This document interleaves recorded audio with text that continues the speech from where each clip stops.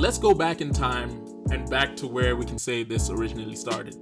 So the year is 2021, but leading into this, the Warriors have come off of what could be dignified as a significant run of bad luck.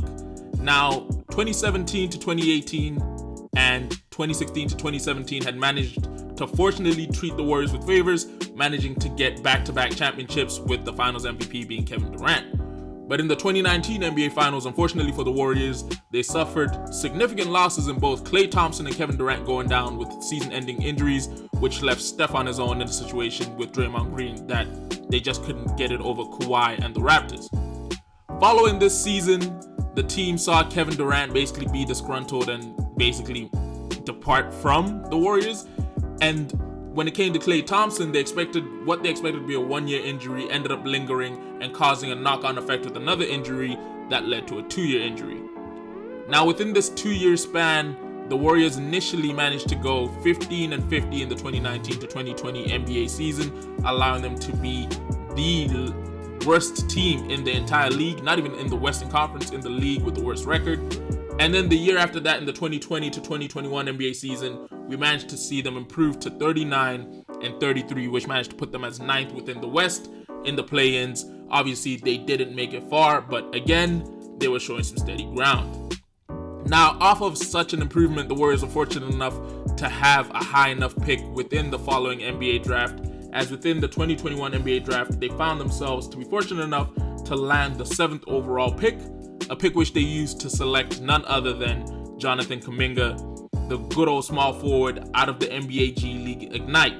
Now, at the time of drafting him, obviously Kuminga's game was still a bit raw. He was a 6'7" small forward that showcased a lot of athleticism, but at the same time, shooting-wise, he didn't show that much of a capability whereby you could trust him to do it so well, but defensively, you knew his measurables as well as his general vertical ability was enough to support him. Now, on the Warriors side, they needed to fill a hole at small forward, which previously was Harrison Barnes, then it was Kevin Durant, and now at this point, it was Jonathan Kuminga, but obviously filling it with Jonathan Kuminga as a backup to Andrew Wiggins. Now, the thing to note about this is, throughout his entire tenure playing for the Golden State Warriors, there was always an issue between Jonathan Kuminga and the Warriors in general. Now, a lot of Warriors fans might say Kuminga was not suitable as a fit for the team, and maybe that, he wasn't how great they believed he would be. But if you have watched the Warriors through and through, you will know that the one issue Kuminga always had playing-wise was Steve Kerr.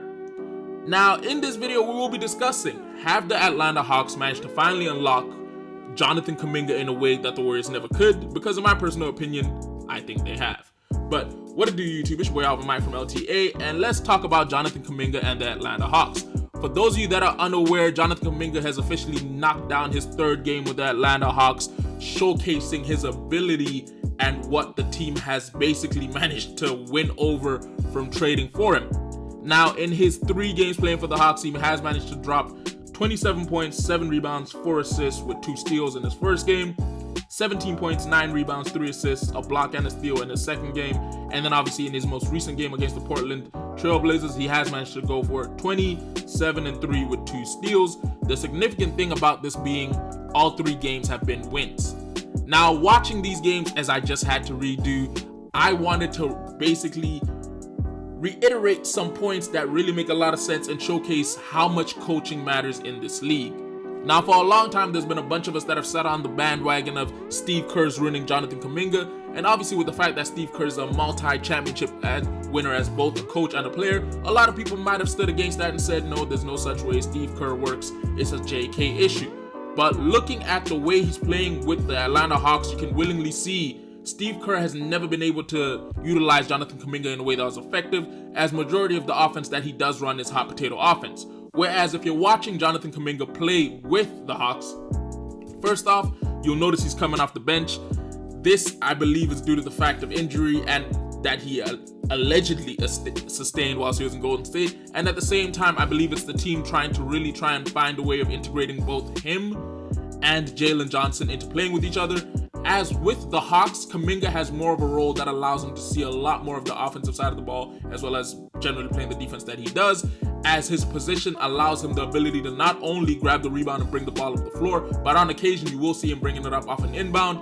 And at the same time, when he's up the floor, you'll notice he's quick to either get off the ball and make a decision as quickly as he can. And at the same time, in rotations, he does notice if the ball comes to him, he is not afraid to make that extra kick.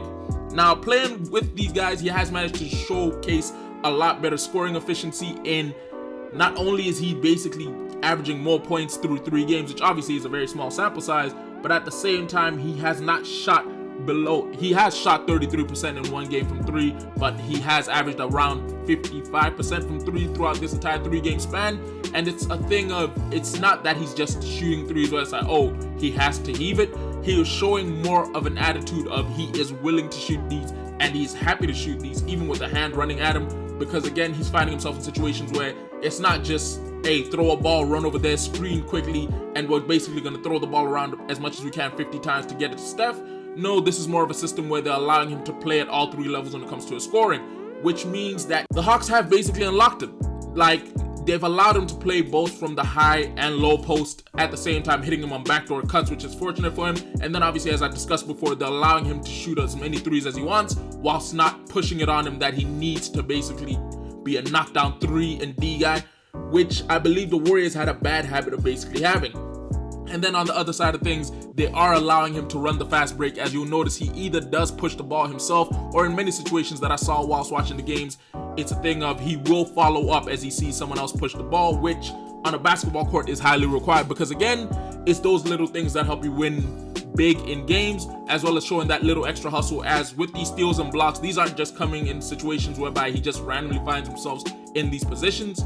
Jonathan Kuminga is showing a lot of hustle, and I personally believe this is because, again, he's playing for a coach that utilizes his ability well. Rather than making him play a role that doesn't fit him, they're trying to find a way of basically getting the ball to him in a way that suits his form of play style. And his form of play style isn't what you'd have believed from watching old Warriors clips where they made it seem as though Jonathan Kuminga has to take 20 dribbles to get a shot off. No, if anything, you'll notice that whilst playing with the Hawks, he's taking way less dribbles, mainly because, again, it's not hot potato offense. It's more a thing of move the ball along the arc and find the best option that we can. And if we can find an option on the inside, we'll throw it in there and basically try and post up and do the best we can from there. There's a few PNR situations as he does find himself playing the pick and roll situation a lot more, but this is because, again, playing with Jalen Johnson's more of a facilitator, whereas for Jonathan Kuminga, he is more direct in that he wants to score. He's willing to pass, but if he gets the ball and an opportunity to score, he will take it.